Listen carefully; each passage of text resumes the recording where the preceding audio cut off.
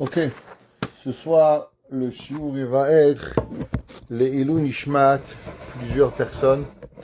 La première, mon grand-père, c'était sa mahala, c'était lundi, Tetzain Shvat, Fraji Ben David, Tiye Nishmato, Tserura, Bitzrora Chaim. Malheureusement, Shabbat, mon papa, il a perdu son frère, donc il est Avel. Alors, on va dédicacer le shiur pour le frère de mon papa, Eliaou Ben Jini et Fraji Tiye Nishmato, Tserura, Bitzrora Chaim. Le même jour, malheureusement, vous savez la vie des fois, ils ont perdu leur cousin, qui était aussi niftar le même jour, Shabbat. Alors, je ne connais pas son nom en hébreu, il s'appelait Bag Subazaïza, Kadosh Baruch Hu Yishlach, Tiye Nishmato, Tserura, Bitzrora Chaim, il n'avait pas d'enfant, que le shiur de Torah, il soit pour lui, Be'at Hashem le Ilou Nishmato.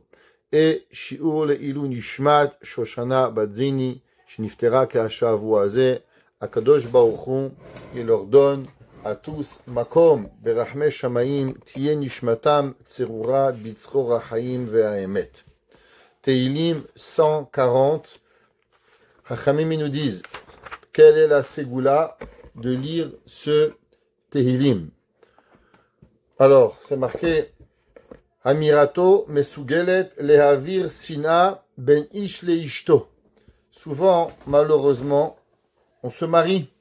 Baruch Hashem, on aime notre conjoint nous aime, mais vous savez que entre l'amour et la haine, la limite elle est très fine.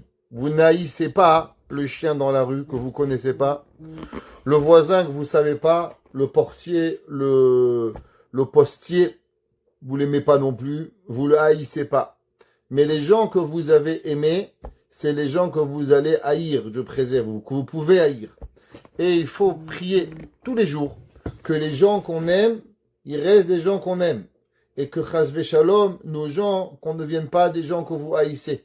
Généralement, la haine, elle est un sentiment que vous remplacez par l'amour. Ce que vous avez aimé, alors le jour où vous les aimez plus, vous pouvez pas rester neutre. C'est pas comme un chien, un chat, un canard. Ouais, le sentiment doit être rempli. Et avec quoi on le remplit? Eh ben, l'opposé de l'amour, c'est la haine. Et chas shalom, combien des fois on voit des hommes et des femmes, c'est pas important, juifs, goy, chinois, japonais, ils se sont mariés, ils ont dépensé de l'argent, 100 000, 1 million de dollars pour se marier, et après ils se haïssent, Dieu préserve. Comment c'est possible ça? Qu'est-ce qui arrive? Ils n'ont pas su préserver leur amour. Et un homme et une femme, il ne faut pas croire parce qu'on s'est marié il y a 30 ans, 40 ans, 50 ans, alors c'est pour l'éternité. Une personne, elle doit prier tous les jours, elle reste amoureuse, il reste amoureux de sa femme. Shlomo HaMelech, il a même écrit le Cantique des Cantiques, qui est un machal, une allégorie, entre un homme et sa femme, qui est en vérité l'amour entre nous et Akadosh Baruch Hu. Comment Hachem doit nous aimer et nous on doit aimer Hachem. Regardez, Akadosh Baruch Hu, il nous adore. Il n'y a pas un mot plus grand comment définir comment Akadosh Baruch Hu, il aime le peuple juif. Il n'y a pas quelque chose de plus grand que si l'homme il arrive à réfléchir une seconde. Tout ce que Akadosh Baruch Hu, il nous donne tous les jours. On se lève le matin, on mange, on mange, on parle, on dort, on a d'eau chaude, on a d'eau froide. Regardez, on a eu une crise à Côte-Saluc, malheureusement, pas d'électricité, 2 jours, Dieu préserve, les tuyaux qui explosent, le chauffage qui marche pas, la yeshiva qui fonctionne plus. Terrible, 2 jours de froid, ça a pris 48 heures pour chauffer la maison par la suite, pour arriver à ce que nous on rentre tous les jours. Ah, Baruch Hashem, un petit peu trop chaud, on abaisse le chauffage, on n'a même pas d'idée de la bonté d'Hachem. Et pourtant, Akadosh Baruch Hu nous demande à 2 fois par jour, le matin et le soir, de lui déclarer combien on l'aime. Ve'ahavta et Hashem Elokecha, bechol levavcha, bechol nafshecha, bechol meodecha. Hashem, il nous dit qu'il nous aime 2 fois par jour. Baruch ata Hashem, abocher ba'amo Israël be'ahava. Akadosh Baruch Hu qui a choisi le peuple juif avec amour. Ohev et amo Israël. Dieu nous déclare son amour à 2 reprises. Et nous, tous les jours, on doit déclarer l'amour à Hashem, nous envers Hashem, à 2 reprises. Pas croire parce qu'on a été marié une fois, pas croire parce que on s'est aimé, alors ça va rester pour l'éternité. Il faut savoir que la hava, envers chaque personne, elle est quelque chose qui se travaille. Et si on ne travaille pas l'amour, alors malheureusement, le naturel, il fait que c'est la haine qui va venir et qui va le prendre et chas shalom, ne pas tomber. Donc Teilim 140, c'est Goula, de temps en temps, comme ça, vous restez aimés et vous continuez à aimer les gens que vous aimez et ne jamais devenir barminan, haïr les gens que vous avez voulu aimer. Alors David Amelech, il a écrit le Teilim, l'anatseach mizmor le David. Maintenant, pourquoi David Amelech, il a écrit ce Teilim? Il y a plusieurs explications qui ont été données. Qui c'est qui a écrit ce Teilim et pour qui il a été écrit ce Teilim? L'explication pshat, normalement, que David Amelech, il a écrit Behemet, ce Teilim. Pour lui, il y avait les deux grands ennemis. Les ennemis de David Amelech s'appelaient Doeg ha-Adomi et Doeg, qui était malheureusement un homme qui disait beaucoup de médisants sur David Amelech. Achitophel, qui était aussi un homme qui détestait David Amelech, qui va faire beaucoup de mal à David Amelech, et on va dire par la suite qu'est-ce qui va leur arriver à leur fin de leur vie, malheureusement, à ces gens-là qui ont fait du mal à David Amelech pour pouvoir y arriver, malgré que c'est des gens très très importants, président du Sanhedrin, mais malheureusement ils vont faire beaucoup de mal à David Amelech. Alors David Amelech, il va prier. Ainsi les Iphim. C'était qui les Iphim? C'était un peuple ils vont enfermer David Amelech pour pouvoir y arriver. Et David Amelech, il va prier pour que ces gens-là reçoivent malheureusement la punition qu'ils méritent. Ça, c'est la première explication qui a été écrite. Dans d'autres, Rashi, par contre, Rashi pense que ce Teilim, il n'a pas été écrit pour quelque chose de personnel. Il a été écrit pour David Amelech, pour le peuple juif, à travers les générations qui vont venir. De toutes les ennemis, Baruch Hashem, ça, depuis des millénaires, chaque 50, 60 ans, on a un nouvel ennemi qui revient, ok? On a, tous les pays du monde nous haïssent, on le sait très bien. Alors, on prie Hashem qu'il enlève leurs pensées, on va le voir, leur action qu'ils veulent, et qu'il abandonne ce qu'il veut. Le Radak, lui, dit non. Ce Teilim, c'était en vérité, David Amelech, il avait écrit pour lui. C'était une pensée que David Amelech, mais les Anshe Knesset Agdola, ils ont vu qu'à travers ces mots-là, ils peuvent être aussi compris par rapport au peuple juif à travers les millénaires. Alors ils vont l'écrire et ils vont le rentrer dans le Teilim de façon à une prière pour nous, comment nous on doit prier à Kadosh Baruch Hu de tout ce que nos ennemis, malheureusement, ils nous veulent comme mal, et que nous, on doit demander à Kadosh Baruch Hu de nous enlever nos ennemis. Alors, Hatzileni Hashem me Adamra.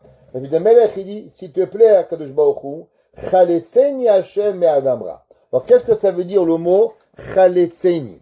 Alors, le terme Chaletzeni, normalement, ceux qui connaissent un petit peu, il y a une mitzvah dans la Torah qui s'appelle le Lévira. C'est quoi la mitzvah de Lévira? C'est la mitzvah de Yiboum. C'est quoi la mitzvah de Yiboum? Par exemple, un homme, il s'appelle Réhouven. Il est marié avec une femme et il n'a pas d'enfant.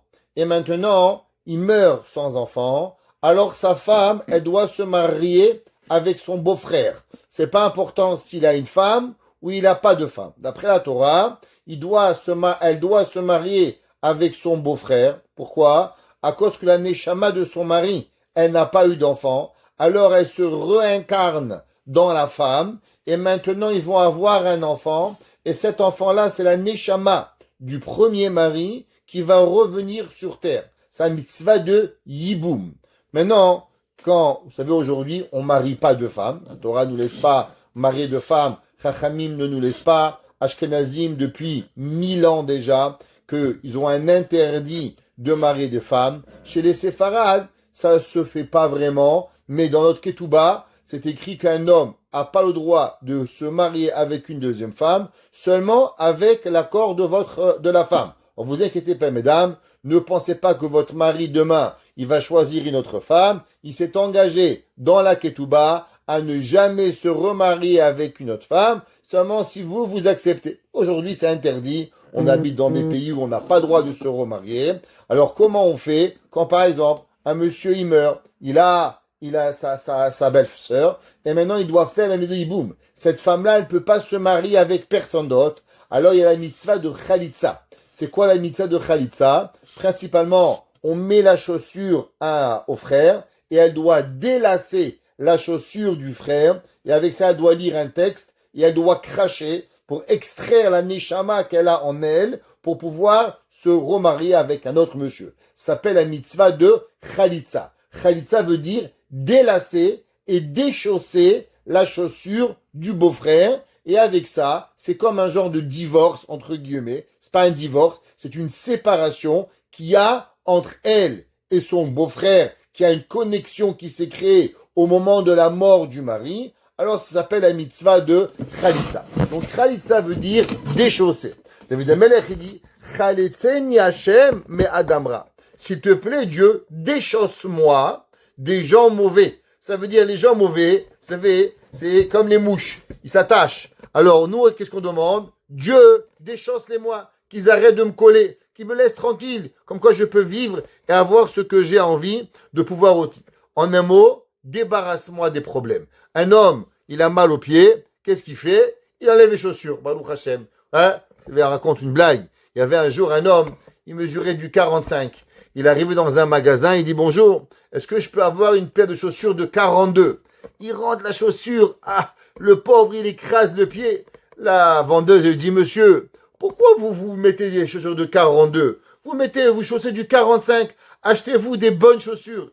Il dit, madame, le seul plaisir que j'ai dans la vie, c'est le soir quand j'enlève mes chaussures. Celui-là aussi, vous voulez me le prendre? Ok? Alors, David Amelech, il dit, Khaletzeni Hashem et Adamra. Dieu, s'il te plaît, enlève-moi, déchausse-moi des gens mauvais, de façon à ce que je puisse vivre ma vie, avoir ce que j'ai envie, et pour pouvoir ne pas arriver. Ici, David Amelech, il parle des gens qui ont dit du mal de lui. Malheureusement, le Lachon Hara, comme on va voir, quelque chose de terrible. On parle de Doeg, on parle de Achitophel, on parle de tous ceux qui ont voulu faire du mal. Pareil, tous ceux qui ont voulu faire du mal au peuple juif. Alors, David Amelech, il a prié pour eux. Et là, alors, David Amelech lui demande, à travers les générations, que on puisse les enlever et vivre. Maintenant, regarde dans le verset. David Amelech, il dit, Khaletzeni Hashem me Adamra. Déchausse-moi de l'homme mauvais, mais ish chamasim tinsereni. Alors maintenant, qu'est-ce que c'est Adamra et ish chamasim? Ish chamasim, ce sont, on va dire, des gens voleurs. Alors, de qui on parle? Alors, il y a un des commentaires qui s'appelle Ibn Rabbi Chia. Et il écrit et il dit que ces deux genres d'hommes, en vérité, on parle du peuple juif, et que le peuple juif a souffert principalement de deux ennemis à travers le temps. Il a subi du mal de Ishmaël et il a subi de Esav. C'est-à-dire les deux ennemis, il y a 70 nations dans le monde, mais les deux nations, les Chinois, les Hindous, on n'a rien à faire avec tous ces peuples-là, on leur a jamais fait du mal, ils nous ont jamais fait du mal et on est très bien. Maintenant, c'est qui le peuple qui a fait du mal? C'est Ishmaël et Esav. Et David Amelech, il vient et il dit, comme quoi, s'il te plaît Hachem, enlève-nous de l'homme mauvais, Ishra, c'est Ishmaël, et de l'homme empoisonneux, c'est qui? C'est Esav. Alors maintenant, quelle est la raison pourquoi David Amelech, il a appelé Ishmaël Ishra? Pourquoi Ishmaël est un homme rat? Pourquoi il n'est pas Esav s'appellera? Pourquoi il a pris, il a donné l'homme mal, le mal en soi-même, c'est Ishmaël, et l'homme mauvais, si on pourrait dire, Hamas, le voleur, ça c'est Esav. Avant de continuer, j'aimerais vous raconter un cours, en quelques minutes, qui a été donné par un rabbin qui s'appelait Rav Yitzhak Hutner. Alors vous savez, le Rav Yitzhak Hutner était un grand philosophe, rabbin, Rosh Yeshiva en Amérique. Il était né en Europe. Il va venir après la Deuxième Guerre mondiale en Amérique, où il va ouvrir une yeshiva qui va s'appeler Pachad Yitzhak. Maintenant, le Rav Yitzhak Hutner, il a écrit plusieurs livres. Sa fille, a eu le plus grand séminaire où elle a la plus grande, à peu près 5 décennies, 50 ans. Elle a été directrice du séminaire en Eretz Israël, s'appelait BJJ. Pour ceux qui connaissent BJJ, Mrs. Davis. Mrs. Davis, qui était, elle, la première et la plus grande directrice de séminaire post-Holocauste. Pratiquement tous les séminaires aujourd'hui, que vous sachiez, 90% des séminaires sont ses élèves à elle, à Mrs. Davis, où elle a eu le plus grand et les plus grandes rabbiniot du monde. Un jour, on lui a demandé à un rave, c'était qui le plus grand rocher Shiva du monde? Il a dit Mrs. Davis. Il dit parce que elle est la rocher Shiva, la directrice du séminaire, de toutes les filles, que toutes les filles sont les patrons des rochers Shivot. Alors automatiquement, elle est la plus grande rocher Shivot. Ce Rav Yitzhak Koutner, il a été dans l'avion Entebbe. Vous connaissez un petit peu l'histoire de Entebbe, où le frère de Binyamin Netanyahou a été tué. Donc on raconte un petit peu l'histoire. Il y a un avion qui partait pour aller de New York à Israël. Il a été détourné et malheureusement, tout le monde connaît la suite. Il a été détourné, ils ont été pris en captif et ils ont après été libérés par les Israéliens qui sont venus et la suite elle est connue. À la fin de ce détournement d'avion d'Entebbe, où le Rav Yitzhak Koutner, il était dans l'avion. Alors le Rav Yitzhak Koutner, il a raconté que pendant la captivité, les Arabes, les terroristes qui avaient pris l'avion, avaient été d'une sauvagerie terrible envers les Juifs. Malheureusement, il est frappé, il y a des gens qui les forçaient à faire sur eux leurs petits besoins, leurs grands besoins, ils les ont affamés, ils les ont frappés. Malheureusement, énormément de souffrance. Et par la suite, ils ont pu négocier d'avoir la Croix-Rouge, que la Croix-Rouge, elle est venue, et ils ont pu négocier un petit peu d'avoir au moins des capables de pouvoir reprendre une vie normale, manger comme il fallait, boire comme il fallait, avoir négocié un petit peu ce qu'il fallait. Par la suite, le Rav Yitzhak Koutner, il s'est posé une question. Et il a dit, vous savez, on a toujours souffert de deux nations. On a souffert de Esav et on a souffert de Ishmaël. Pourtant, les deux, malheureusement, avaient un père.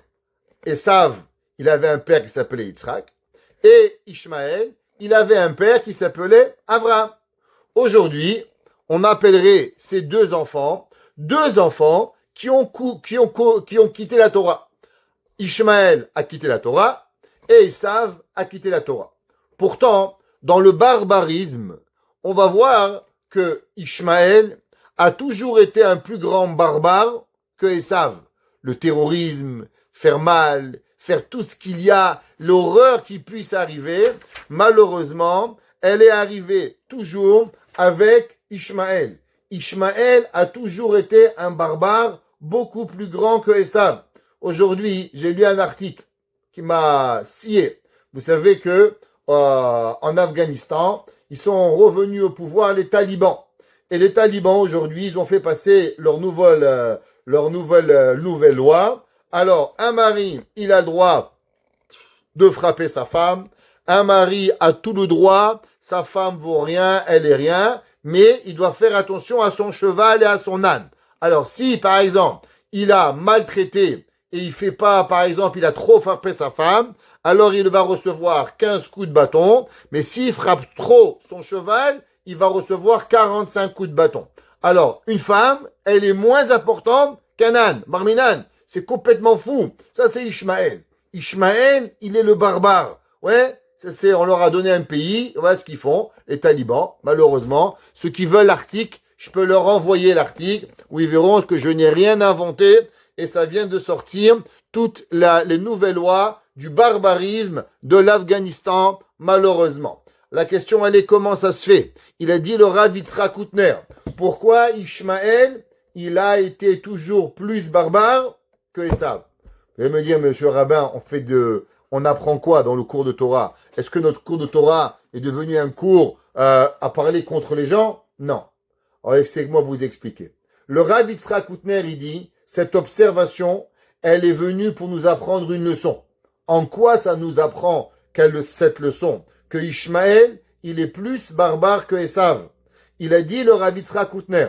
Dans l'histoire, il y a eu 2 enfants qui ont quitté le chemin de la Torah, Ishmaël et Esav. Qu'est-ce qui s'est passé avec Ishmaël? Ishmaël, Avraham Avinu, il a renvoyé Ishmaël. Esav, il a quitté le chemin de la Torah. Et quand il a quitté le chemin de la Torah, Yitzhak, il a renvoyé Yaakov et il a gardé Esav. Il a gardé Esav, oui. Il dit Rav Yitzhak Koutner, du fait que Ishmaël, il a été renvoyé de la maison de son papa, alors il va devenir un terroriste. Il va devenir un péré Adam. Il va devenir un sauvage. Il dit, un enfant qui est rebelle, quand il est rebelle, mais il reste avec son père, alors il va être rebelle moins.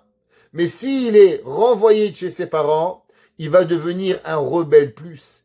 Il dit, vous savez pourquoi Ishmaël a été un terroriste dans l'histoire du monde depuis 1400 ans, où il va terroriser l'humanité, littéralement des terroristes. Tandis que Esav va pas être toujours gentil.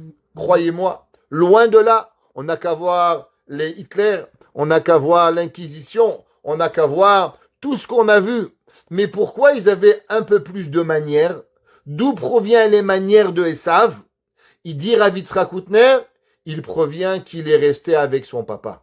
De là, il dit Rav Yitzhak Koutner, notre obligation, que si nous avons un enfant, que malheureusement il quitte le chemin de la Torah, ne jamais le renvoyer. Parce que le jour où vous le renvoyez, alors vous créez une bombe que plus personne n'est capable de gérer. À l'inverse, si vous le gardez, donnez-lui tout l'amour qu'il mérite, prenez-le, câlinez-le, donnez-le. On s'en fout, nous, Ishmaël et Esav. Pour nous, c'est tous pareil. Tous qui nous haïssent. On n'en a rien à faire de ce qui sont mieux ou moins. Après tout, ils sont pires. Mais la seule chose que nous, on veut, nous, ce qu'on a envie véritablement de savoir comment éduquer nos enfants. Et il rajoute dessus le Rav Edelstein. Il dit le Rav Edelstein, il faut savoir l'aspiration d'un homme. À travers l'aspiration d'un homme, on peut savoir qu'est-ce que l'homme il est. Par exemple, vous savez, si vous voulez, un petit secret je vous donne, si vous voulez apprendre à savoir si un homme et une femme ils se connaissent, faites un petit jeu. Demandez quelques questions à un homme, à une femme. Si une femme ce soir, vous voulez vous amuser avec votre mari, posez-lui 3 questions. Prenez un papier et posez à votre mari 3 questions. Et ensemble, vous faites un petit jeu. Première question, vous demandez à votre mari, qu'est-ce que j'aime manger? Vous écrivez, qu'est-ce que vous pensez qu'il aime manger? Et lui, il va écrire, qu'est-ce que vous pensez qu'il aime manger? Deuxième question.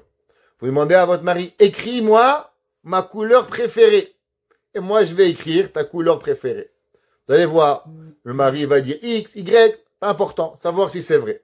Maintenant, si vous voulez savoir qu'est-ce que c'est Béhémet, si une personne, elle connaît son conjoint, c'est son rêve. Je dis, voilà, écris-moi, cher mari, chère femme, qu'est-ce que tu penses que c'est mon rêve? Le mari va écrire c'est quoi le rêve de sa femme, et la femme va écrire savoir c'est quoi le rêve du mari. Si vous avez 3 sur 3, vous êtes un couple extraordinaire. Généralement, un couple normal, 1 sur 3. Des fois, même pas 1. Si vous avez 2, top. 3 sur 3, vous êtes le couple parfait. Ouais, c'est quasiment impossible d'avoir 3 sur 3, à moins que vous travaillez votre shalom bayit, sinon vous n'avez pas. Maintenant, le rêve d'une personne, il dévoile qui il est. Ça veut dire, si un homme il te demande à quoi tu rêves, il dit, moi, je rêve, par exemple, d'être une bonne personne, de faire du bien, d'aller en Afrique, d'être médecin, d'aider des gens, d'aller en Israël, je sais pas. Vous voyez que c'est une bonne personne. Il dit, moi, je rêve d'aller tuer tout le monde. C'est un terroriste, le gars. Le rêve d'une personne, il est là. Une personne dit, moi, j'aimerais être sur la plage, pas dérangé. Bah, la vérité, c'est un beau rêve. Mais entre toi et moi, c'est que t'aimes pas trop le monde, t'aimes pas trop recevoir, t'aimes pas avoir des petits-enfants. Le rêve d'une personne, il nous dit que tu es, à travers ton rêve, on peut savoir à combien tu es, qu'est-ce que tu veux, où tu veux et qu'est-ce que tu es. Il dit le Rav Edelstein, vous savez, dans chaque religion, on est en train de parler ce qu'on appelle le monde futur. Le peuple juif, on vous parle de monde futur. Chez les chrétiens, on vous parle de monde futur. Chez les musulmans, on vous parle aussi de monde futur. Maintenant, chacun d'entre eux, il vous raconte un autre monde futur. C'est qui le monde futur le plus absurde de l'humanité? C'est leur plus grand rêve. Eh ben, c'est pas pour dire, c'est les musulmans. Les musulmans, ils vous racontent qu'est-ce que tu vas recevoir dans le monde futur? 70 femmes que tu vas violer. Mais t'es malade ou quoi? C'est ça le monde futur, faire du mal à des autres, prendre des femmes et les violer? Mais c'est du n'importe quoi. Le mec, il est prêt à se faire sauter le cerveau pour avoir peut-être un monde futur où c'est la chose la plus absurde et infâme qui existe. Il dit le Rav Edelstein, c'est pour ça qu'il s'appelle Ishra, parce que même dans son rêve, il pense à faire du mal. Même sa volonté puissante, elle n'est pas de faire du bien, elle est d'avoir des gens que tu abuses de eux. Ça, c'est du bien. Moi, le bien, je veux que tout le monde soit heureux. Je veux un monde où tout le monde mange, où tout le monde boit, tout le monde sourit, tout le monde kiffe la vie. Toi, ton voisin, ton père, ta mère, tout le monde autour de toi. Rien que les gens, tu les vois dans la rue, tu leur dis bonjour. Des fois, il y a des gens, ils vous disent, ah, merci monsieur, vous dites bonjour. Moi, j'aime dire bonjour aux gens. Combien de fois des gens, un Maxime, il m'arrête. Monsieur, merci. Je dis de quoi? Vous êtes la première personne qui m'a dit bonjour aujourd'hui. Vous savez ça? Combien de fois dans la rue, moi, j'ouvre la porte à des gens. J'aime être gentil avec les gens. Les gens, ils s'arrêtent, ils me remercient. Ils me disent, on m'a pas dit bonjour, ça fait une semaine. Je suis invisible. Moi, c'est que je rêve. Pas d'aller violer des femmes. Dieu préserve. Il dit le Rav Edelstein. C'est pour ça qu'Ishmael, il s'appelle Ishra. À l'inverse, regardez le pape. Le pape, il se marie pas. Pourquoi il se marie pas? Parce que officiellement, avoir d'interaction entre hommes et femmes, c'est pas beau. Ça veut dire que eux, la spiritualité, ils comprennent que le plaisir d'avoir de la terre, il est quand même pas bon. C'est pour ça que la Torah, elle appelle Ishra, Ishmaël, et Ish Chamassim, un homme tordu, Esav, un homme qui est mal. Mais il s'appelle pas le mal par excellence. C'est pour ça que David Amelech, il dit le Midrash, Ibn Rabbi Chia. David Amelech, il dit, Chaletzeni Hashem. Hashem, délivre-moi. Hashem, déchausse-moi, comme on a expliqué. Mais Adam Ra, de Ishmaël, mais Ish Chamassim Tinsereni, et de tout le monde. Aujourd'hui, on peut le comprendre encore plus avec la guerre qui se prépare entre l'Iran et l'Amérique. Juste que vous sachiez, si vous vous posez la question, pourquoi Trump, il n'a pas encore bombardé l'Iran, ne croyez pas que c'est lui qui veut pas. Seulement, il faut savoir, c'est Akadosh Baruch Hu. C'est marqué dans le Midrash que le jour où Edom, il va en guerre avec l'Iran, alors 6 mois plus tard, Mashiach, il est là. Ça veut dire, vous devez comprendre, ça a été écrit il y a plus de 2000 ans. Il y a plus de 2000 ans, c'est écrit que Edom, l'Occident et l'Iran, ils vont se battre. Ça, c'est la guerre de Gog ou Magog. Et quand les deux vont se battre, ça va déclencher une guerre mondiale. Le Gaon de Vilna dit une guerre nucléaire qui va faire la venue de Mashiach. Vous croyez que c'est Trump qui décide? Trump, il décide rien du tout. À part qu'il s'est trompé et qu'il trempe son cac dans le café, il trempe rien du tout. Il comprend pas ce qui lui arrive. C'est Akadosh Baruch Hu, c'est marqué dans le Passouk. Lève Asarim Biyad Hashem. Le cœur des dirigeants, dans la main de Dieu. C'est Hashem qui décide. Et Trump, il était capable d'aller au Venezuela, d'enlever un président, revenir. Personne n'a rien vu. Pourquoi d'un coup il a parlé? Parce que c'est Met Hashem. Tout ça, c'est Akadosh Baruch Hu qui décide. Et il faut comprendre que c'est souvent par Rachmanout. Je terminerai d'abord avec une petite histoire. On raconte qu'il y avait un jour, un homme, il est parti voir un rave. Il lui a dit, Rabbi, pourquoi tu ne peux pas venir Mashiach? Il dit, parce que j'attends que tous les juifs font teshuva. Alors, j'ai peur de faire venir Mashiach et que des gens resteront derrière. Alors il dit, mais pourquoi nous on doit souffrir à cause des autres? Et le rave lui a dit, mais qui a dit que c'est pas toi les autres? Qui a dit que c'est pas pour toi que j'attends Mashiach? Pour que toi tu fasses teshuva. Nous, on doit faire teshuva nous-mêmes, parce que peut-être que c'est nous qu'on n'amène pas Mashiach. C'est nous que Hachem, il nous donne encore une chance de se rapprocher. Torah, Avoda, Mitzvot, faire ce qu'on a à faire pour pouvoir faire venir la vue de Mashiach. Pasuk Gimel. Asher chashevu raot. Ils ont pensé mal. Belev kol yom. David Amelech, il dit que les gens mal, de qui on parle? On parle de Doeg Adomi, on parle de Achitophel, ou on parle des nations du monde envers Israël. Asher chashvu raot balev. Eux, ils ont des mauvaises pensées dans leur cœur. Eux, qu'est-ce qu'ils ont envie? eux, ils ont envie, malheureusement, chacun d'entre eux, de nous faire du mal. Kol yom yaguru milchamot. Alors, qu'est-ce que ça veut dire? Alors, traduction ici, elle a plusieurs. Il y a 3 traductions sur la fin du pasouk. Kol yom yaguru milchamot. Traduction, tous les jours, yaguru milchamot. Qu'est-ce que ça veut dire, yaguru milchamot? Alors, Rashi dit que, vous savez, quand un peuple, il s'ennuie, qu'est-ce qu'un peuple, il fait? Il fait la guerre. Alors, David Amelech, en vérité, il maudit les nations du monde et dit aux nations qui veulent faire du mal à Israël, alors ils ont qu'à faire des guerres. Dieu punit-les et qu'ils s'entretuent entre eux. Comme ça, quand ils s'entretuent entre eux, ils nous laissent tranquilles. Vous savez, pendant des années, il y avait la guerre entre l'Iran et l'Irak. Il y avait le Rav Kadouri. Le Rav Kadouri, il avait dit, tant que l'Iran et l'Irak, ils se bagarrent entre eux, ils laisseront Israël tranquille. Ne croyez pas que Iran, Irak, c'est pour rien.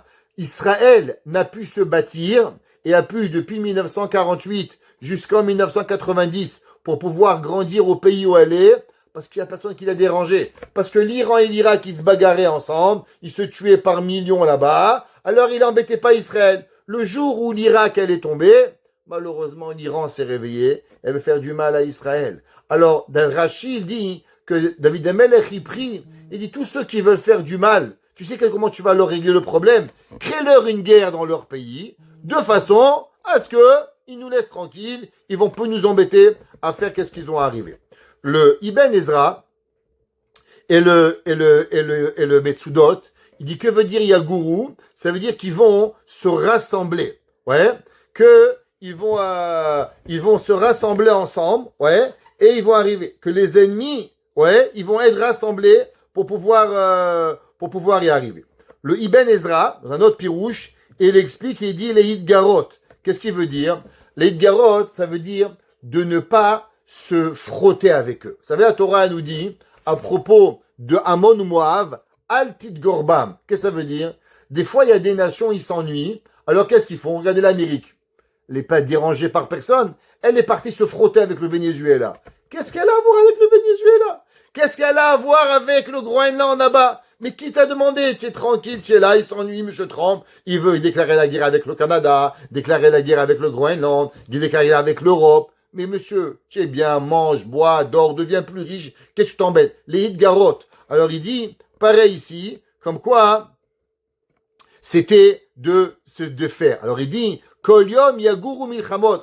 Ils vont se préparer, comme la Première Guerre mondiale. Comment la Première Guerre mondiale, elle a été déclarée, malheureusement, avec l'attentat contre le prince autrichien. Et de là, la guerre, elle est partie. 50 millions de morts à cause qu'on a tué un gars, Skin, l'austro-hongrois, le général là-bas, le prince, ouais. Et ça a déclaré 50 millions de morts. Vous imaginez, un général, un prince, il est mort, 50 millions. Altit Gorbam. C'est pareil, David Amelech, il dit, Kol yom yaguru milchamot. Tous les jours, ils vont se frotter avec des guerres et de façon qu'ils vont nous laisser tranquilles.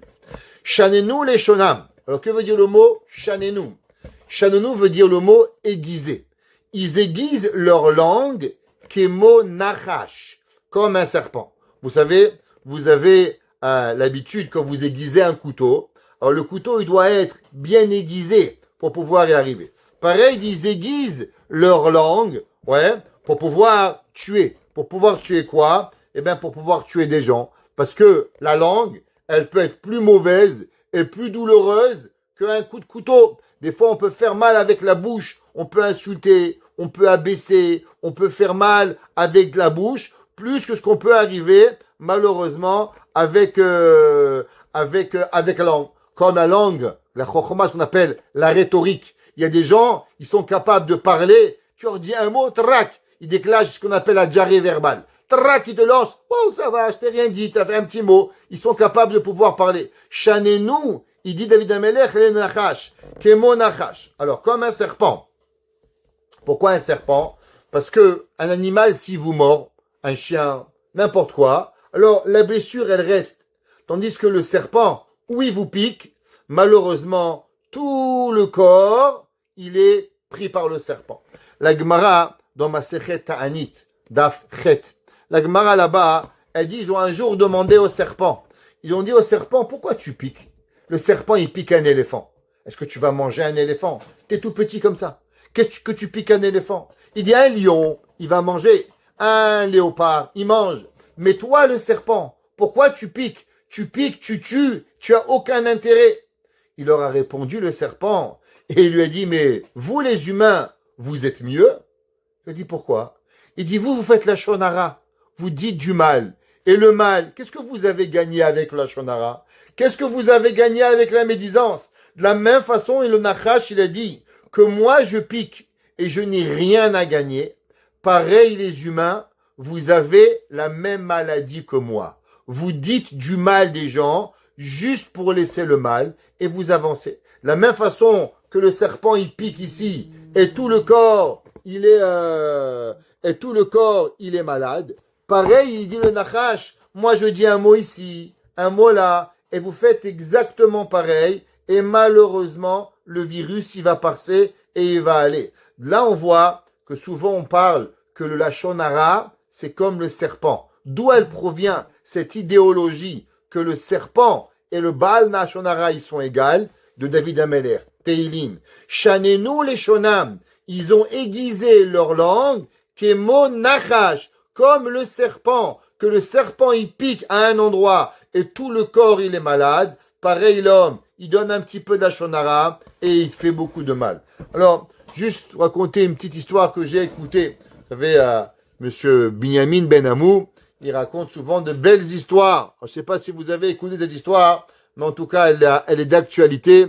Il y avait un jour un homme, il était dans une route et d'un coup, il y a eu un petit embouteillage et il a sorti de sa route pour pouvoir prendre une route parallèle. Et quand il voit une route parallèle, qu'est-ce qu'il voit? Il voit une grande boucherie non cachère qui vend de la viande. Et qu'est-ce qu'il voit de cette boucherie? Qui c'est qui sort? Il voit que dans la boucherie, il sort le boucher de la communauté juive qui sort comme si qu'il est très à l'aise. Il rentre dans sa voiture et il repart. Il était très très dérangé. Il dit quoi? Le boucher de la viande cachère, il rentre dans l'usine de viande pas cachère. Qu'est-ce qu'il fait là-bas? Comment ce gars-là, ça veut dire que sûrement, il nous vend de la viande pas cachère. Et bien sûr, il va, doucement, doucement, répandre son venin un petit peu de partout, qu'il a vu le boucher de la viande cachère rentrer dans une usine de viande pas cachère et en ressortir tout à fait à l'aise, bien heureux, avec un beau sourire. Et la chose a fait que doucement, doucement, malheureusement, les gens ont commencé à ne plus acheter. La boucherie est partie en faillite. Personne ne comprenait. Tout le monde devenait méchant avec la famille. Et de peine, le boucher, il est mort. De peine, le boucher, il est mort de peine, malheureusement. Sa femme, ses enfants ne comprenaient pas ce qui leur arrivait. Quelques mois plus tard, ce même monsieur, il se retrouve à un endroit. Et là, il a une crevaison. Alors, ceux qui connaissent un peu Montréal, il y a des nids de poules et des nids d'autruches.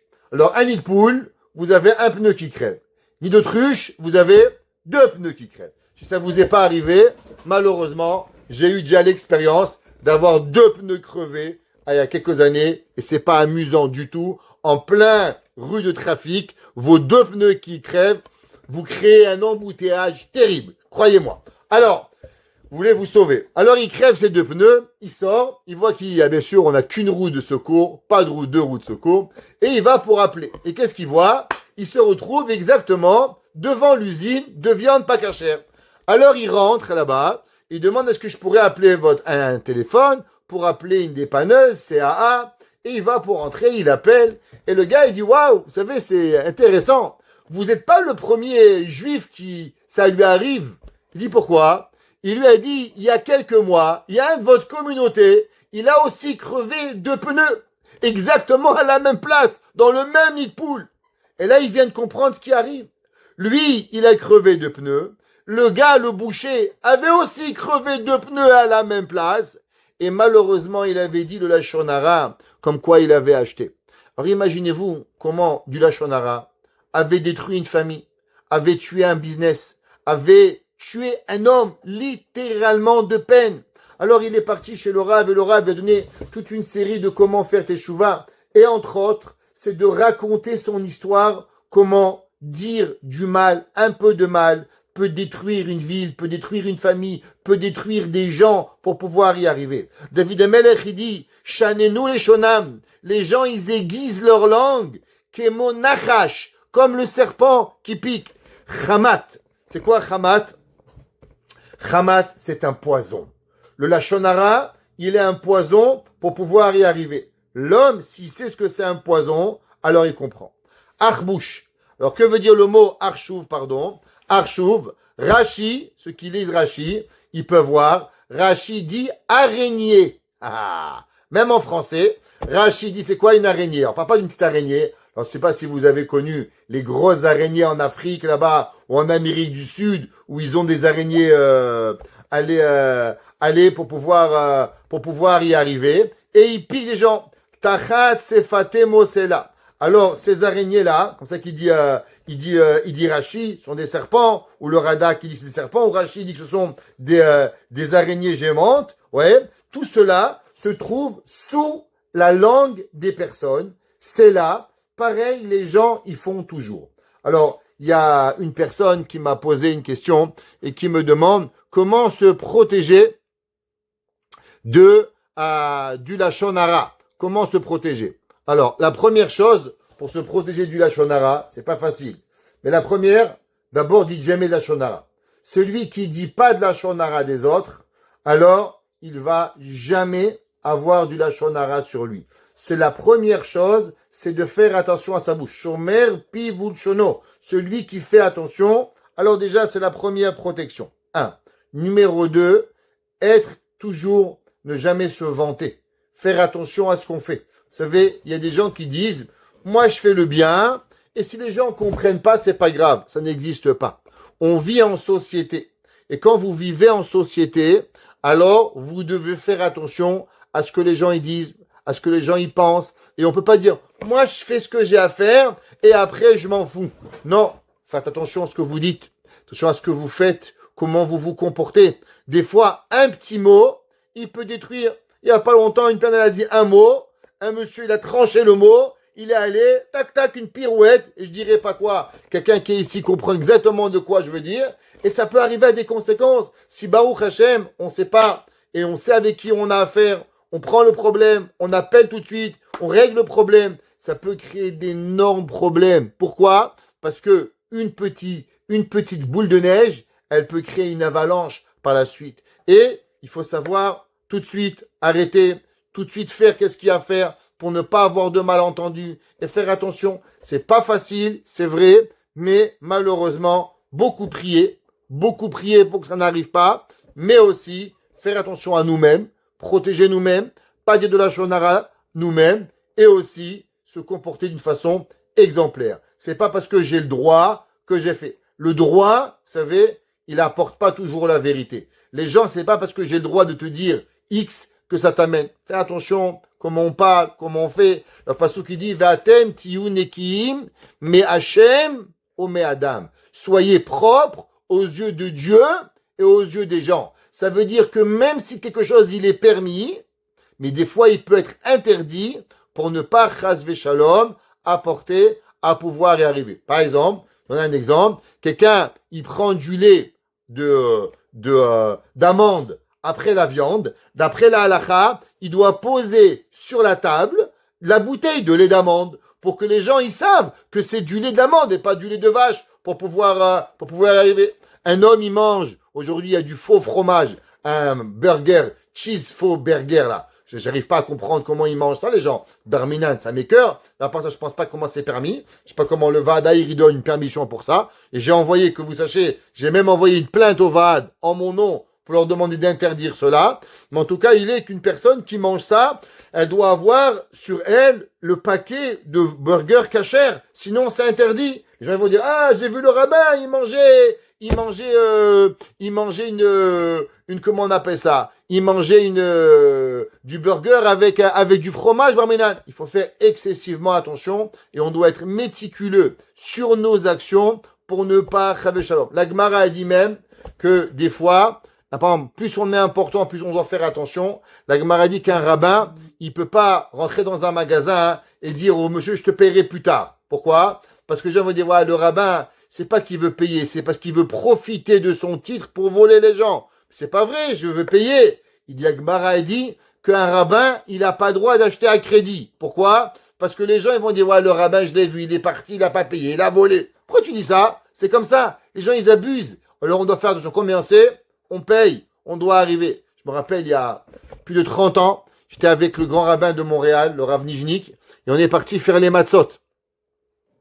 Et quand on est arrivé faire les matzot, alors après, le vendeur de matzot, il a dit au Rav Nijnik, il a dit, ok, je sais pas combien c'était, $100, $200. Il dit, je vous fais un prix.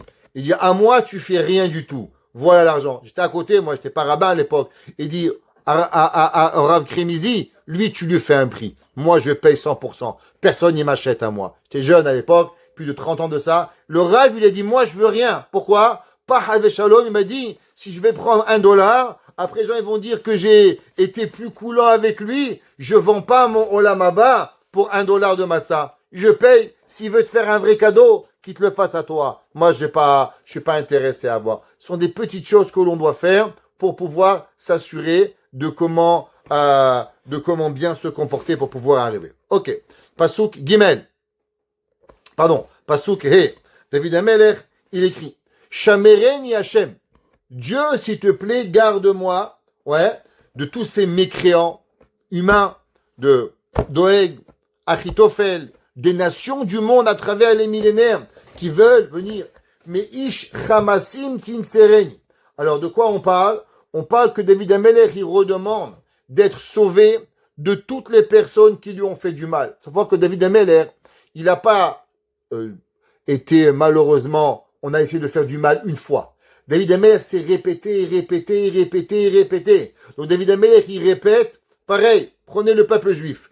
Ça va, le peuple, ils n'ont pas encore compris. Ils ont eu du mal une fois. 10 ans plus tard, ils recommencent. Et on voit, ça n'arrête pas, on recommence. Ceux qui veulent juste voir, ces gens, ils veulent juste ouvrir les yeux. Le monde entier a fait des manifestations mondiaux, Free Palestine. Les pauvres Palestiniens, on a massacré les Palestiniens. Ouais, qu'est-ce qu'on a fait après tout? C'est pas grave. Le monde s'est arrêté. En tout et pour tout. Allez, d'après les plus grands chiffres, j'ai pas dit que c'est vrai. Je dis même si on va suivre les plus grands chiffres, 22 000 Palestiniens tués. Ils sont à de plus de 60 000 Iraniens déjà morts, d'après les chiffres officiels. Moi, j'ai pas vu une manifestation à Montréal. Je n'ai pas vu une à Paris. Je n'ai pas vu une à New York. J'ai rien vu à Times Square. En tout cas, j'ai rien vu. Et là, on est déjà à 3 fois plus, 60 000 tués, des gens, des femmes et des enfants dans la rue qui manifestent. Alors, si vous voyez, qu'est-ce que ça veut dire le monde? Le monde du mensonge. Le monde de pas la réalité. C'est que David Amelech, il dit, Shamereni Hashem, protège-nous. On fait une chose, le monde entier est contre nous. Midé Racha, de la main d'un homme, Racha, mais Ish Chamasim, d'un homme mauvais, Tin Sereni, s'il te plaît, Akadosh Baruchou, protège-nous, Asher Chachevu, Lidchot Pe Amai, pour pouvoir, que je vais être. Qu'est-ce que ça veut dire, Asher Chachevu, Lidchot Pe Amai? Ça veut dire que David Amelech, il dit, comme quoi, malheureusement, les gens, ils ont poussé David Amelech, ouais, comme si qu'ils ont voulu que David Amelech, il devienne goy. Comme ça que c'est marqué dans les commentateurs. Il dit le Mefarshim, écoutez qu'est-ce qu'il dit, je vais le dire en hébreu pour que vous compreniez. Litrot oti miliot ben am Israël achutza. David Amelech, il dit qu'ils m'ont fait du mal à un niveau comme quoi ils ont voulu me pousser à lâcher la religion. Ça veut dire que David Amelech, pourquoi il parle tellement de Achitophel, de Doeg? C'est qu'il avait un ressenti comme quoi ses ennemis, c'était pas juste qu'ils voulaient pas qu'il soit roi. Pour prouver que David Amelech était mauvais, alors ils ont eu envie de pousser David pour que David Amelech, Dieu préserve, il se casse. Et quand il soit cassé, alors il devienne goy. Et quand il va devenir goy, on dira, ah, t'as vu? C'est pas une bonne personne. La preuve, c'est qu'il est devenu goy. Qu'est-ce qu'on apprend d'ici? Vous savez, les gens, souvent, il y a une chose qu'on ne comprend pas. Il y a une maladie aujourd'hui. Une maladie. Ça a commencé il y a à peu près 40 ans. Et cette maladie, elle grandit. C'est une grande maladie. C'est quoi la maladie? C'est l'abandon du judaïsme. Qu'est-ce que ça veut dire? Il y a des gens, quand des enfants, et ça commence souvent à un jeune âge, où ils se sont fait maltraiter par des professeurs, se font maltraiter par des rabbins, se font maltraiter par une communauté. Et qu'est-ce qu'ils font? Doucement, doucement, vous les voyez, ils enlèvent la kippa, ils enlèvent la perruque, et ils sont complètement rejetés et ils deviennent goy. Et ils deviennent complètement perdus. Et là, nous, on dit, ah, t'as rien trouvé de faire mieux que de devenir goy. Après, David Ameller, il dit, ben oui. Tu sais, si moi, David Ameller, j'avais pas été fort, si moi, le roi David, j'avais pas eu cette force incarnée dans moi de pouvoir maintenir tous les gens qui me voulaient du mal, eh ben, j'aurais fini aussi, moi, de l'autre côté. Ça veut dire que David Ameller, il dit qu'un homme, il a le pouvoir, Barminan, de faire tomber quelqu'un jusqu'à le rendre un goy.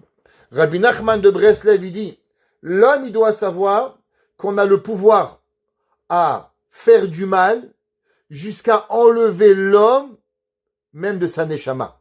Ça veut dire quoi? Qu'on peut lui faire perdre tous ses moyens de se rapprocher d'Akadosh Baruch Hu. Et ça, c'est la machloket, la discussion et la fight, la bagarre qui l'amène à cela. Et David Ameller, c'est pour ça qu'il en a tellement voulu à Doeg et à Achitophel, à cause que Doeg et Achitophel vont pousser David jusqu'au plus grand recoin où David Ameller, Chas Veshalom, il a même pensé un jour lâcher Akadosh Baruch Hu, Barminan. Dieu préserve. Maintenant, cette maladie, d'après Rashi, elle est pour nous. Combien de juifs, malheureusement, à cause qu'ils ont peur, dès qu'ils entendent quelque chose, ils enlèvent les mezuzot, ils enlèvent la kippa, ils enlèvent ci, ils enlèvent là. Et qu'est-ce qu'ils disent? Ils partent de la Torah. David Amelech, il dit Hachem, s'il te plaît, protège-nous. Protège le peuple juif. Combien de millions de juifs on a perdu à cause de la peur? Combien de millions de juifs nous avons perdu? Vous savez, j'ai rencontré un jour un rave qui a été rave en Libye durant la Deuxième Guerre mondiale. Ce rave, il s'appelait le rave Paperman. C'était le père de mon Rosh Yeshiva. Ceux qui connaissent Paris, Madame Paperman qui était à Sarcelles, ou le rave Paperman qui était à Créteil. Alors son père était un rave basé en Libye à la Deuxième Guerre mondiale. Et là-bas, un jour, il m'a raconté qu'en Libye, il y avait un aéroport. Et l'aéroport était un petit aéroport. Il y avait un avion en 1943. Je ne sais pas si vous imaginez combien d'avions il y avait en 1943. Il ne devait pas en avoir des milliers. Un petit aéroport. Le gars avait un petit télim comme ça. Et il y avait un avion qui passait une fois par mort d'évêque. Et il le guidait comment arriver à l'époque avec le talkie-walkie. C'était entre deux montagnes. Et d'un coup, les Américains, ils sont arrivés là-bas. Et ils ont commencé à faire leur base d'armée dans cet aéroport. Maintenant, ce juif-là, il était Shomer Shabbat.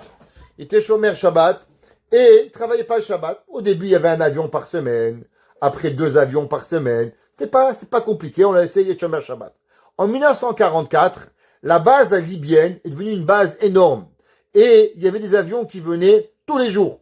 Et là, ils ont dit, monsieur, regarde, où tu travailles Shabbat, où tu es renvoyé. Alors, il a dit, écoutez-moi, Shabbat, c'est Shabbat.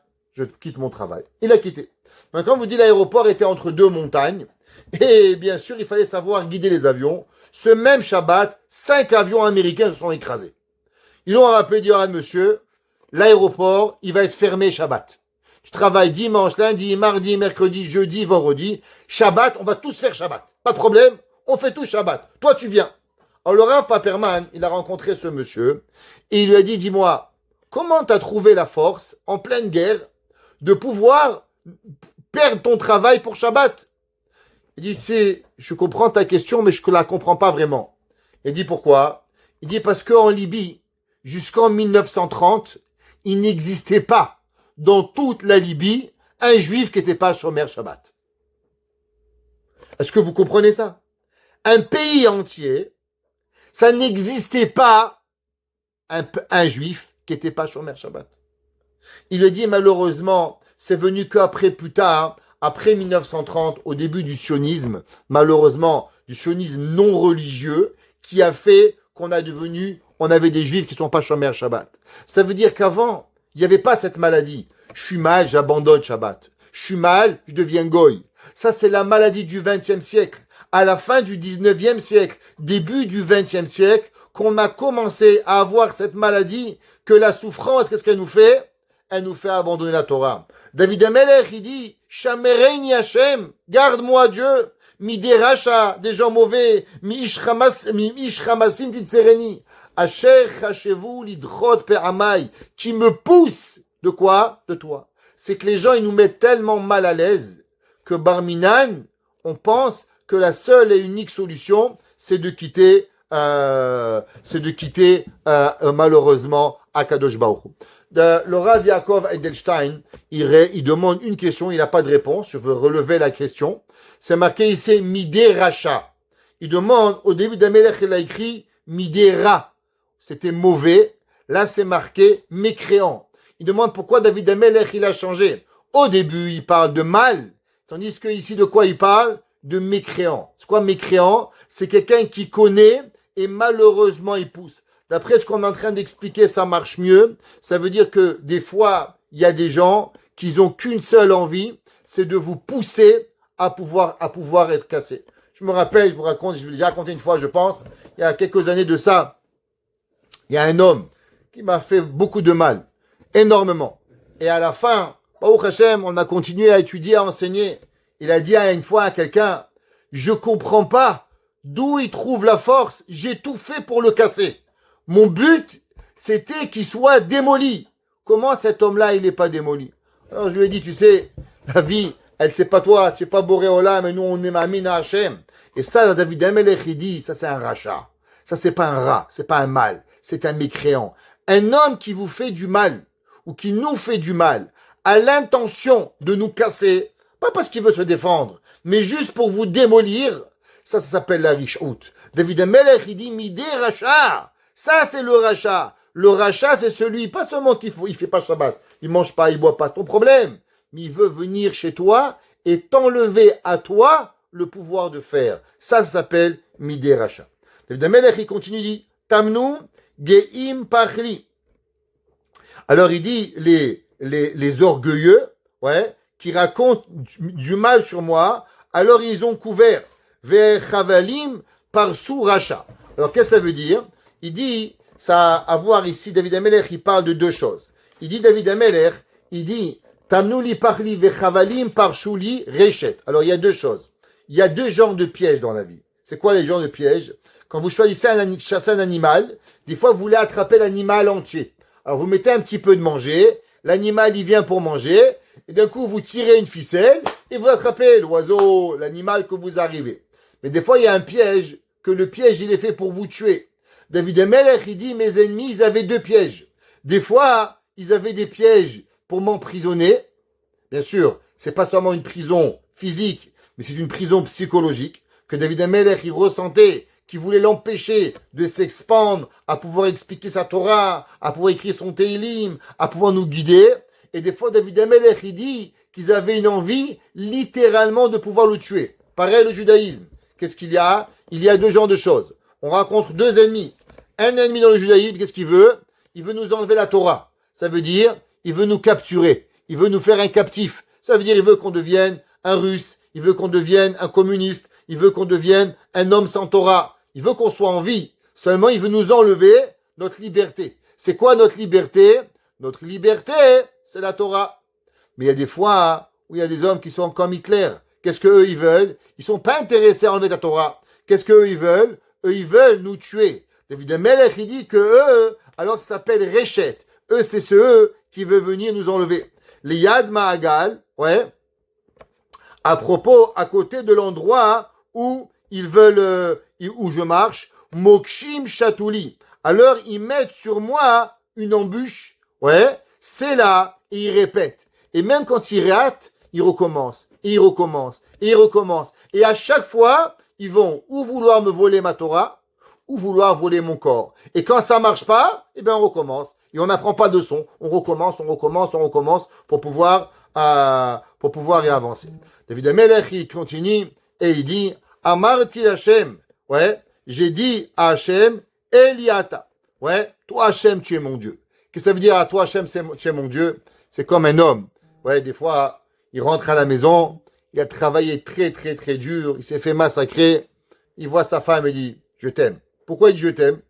Parce que il veut sentir quelqu'un qu'il aime dans le monde. Ouais. Si sa femme, elle le voit, il dit, chérie, je t'aime. Ah, il dit, ça y est, bon, Hachem. Il a grillé tous les mots du monde. Un enfant, il a eu une journée très difficile à l'école. Comment vous le sentez? Quand l'enfant, il vient, il vous embrasse. Pourquoi il m'embrasse celui-là? Pourquoi il me fait un hug? Pourquoi il me prend? C'est-à-dire que la journée était difficile. Quand ses copains, ça va. Quand ses professeurs, ça va. Il vous oublie. Il vous embrasse pas. Il vous câline pas. Un enfant, il pose le sac à dos et il vous embrasse. Pourquoi? C'est parce qu'il veut rechercher de l'amour pour pouvoir arriver. Les Avdi David Amelech, Hachem, il dit David Hachem, il dit pareil. Eliata, tu es mon Dieu. Il y a des gens dehors, ils m'embêtent, ils me frappent, tout ce que tu veux. Mais à la fin, c'est quoi? Eliata. À toi, Kadosh Baruch Hu, tu es mon Dieu. Tu es la force. Tu es avec quoi je continue. Azina Hachem Kotachanunai. Toi, Kadosh Baruch Hu, tu écoutes toutes mes demandes. Ça veut dire quoi? On a dit souvent, Rabbi Nachman de Breslev, il a écrit dans la Torah 2 et la Torah 3, et il dit que la raison pourquoi l'homme il a de la difficulté avec Dieu, c'est quand l'homme il a le sentiment de ne pas être écouté par Dieu. Quand l'homme souvent il prie et il a le sentiment que Dieu ne l'écoute pas. Alors comme il sent que Dieu ne l'écoute pas, il dit bon tu m'écoutes pas alors je pars. David Amelech il dit c'est une erreur. Eliata, Dieu il est avec toi. Akadosh Baruch Hu Azina Hashem Kol Tachanunai. Akadosh Baruch Hu il écoute nos prières. Seulement quoi? Écouter veut pas dire donner. Des fois, un papa, le fils dit, papa, donne-moi une basket, une paire de baskets à $1000. Il dit, oui, mon fils, quand tu seras grand, tu ne m'as pas écouté? Je t'ai écouté, seulement j'ai dit non. Des fois, on demande, Dieu, donne-moi $1 million. Il dit oui, mais je veux pas. Ouais, ça veut dire quoi? C'est pas parce que t'as pas reçu 1 million que Dieu t'a pas écouté. Dieu l'a écouté, seulement il t'a dit non. Un jour, il y avait un homme qui avait demandé au Chafetz Chaim et dit, Rabbi, j'ai prié très très très très fort pour gagner l'auto. Dieu, il a pas écouté. Il a dit oui, il a écouté. Il dit, il est où le million? Il a dit non, seulement t'as pas voulu écouter. Ouais, ça veut dire que des fois, Hachem, il dit non. Et on veut pas écouter. Mais Behemet, Akadosh Baruch Hu, il écoute ce que l'on prie. Hachem, Adonai. Alors, vous voyez ici, dans le Tehillim, il y a deux noms de Dieu juxtaposés. Hachem, Yudke Vavke, et Alaf Dalot Nun Yud. Les deux, comment on les appelle? Hachem, Hachem. Comment on les lit? Alors, on les lit d'abord Elohim, et après Hachem. Oz Yeshuati, Sakota Leroshi Beyom Nashek. Pourquoi David Amelech, c'est un mot Hachem, mais on le lit Elohim. Pourquoi c'est Hachem Elohim?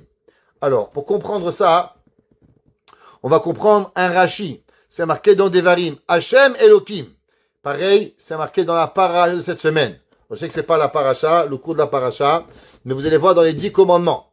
Dans les 10 commandements, c'est écrit Vaidaber Elohim et kol Devarim haele Anochi Hachem Elokecha. Le Orach Chaim HaKadosh, il dit, pourquoi les 10 commandements, ils commencent par Elohim, qui est Midatadin, la rigueur, et après c'est marqué Anochi Hachem. Dieu, il est miséricorde. Pourquoi? Il dit le Orach Chaim, est-ce que la Torah, on l'a méritée par miséricorde ou on l'a méritée par rigueur? En un mot, est-ce que la Torah, le peuple juif, ça va, Dieu, il a été sympa avec nous, il m'a fait un petit cadeau, un petit passe-droit, et c'est pour ça qu'on a reçu la Torah? Ou bien non, le peuple juif, il a mérité la Torah, parce qu'il a mérité, même la rigueur, elle a donné.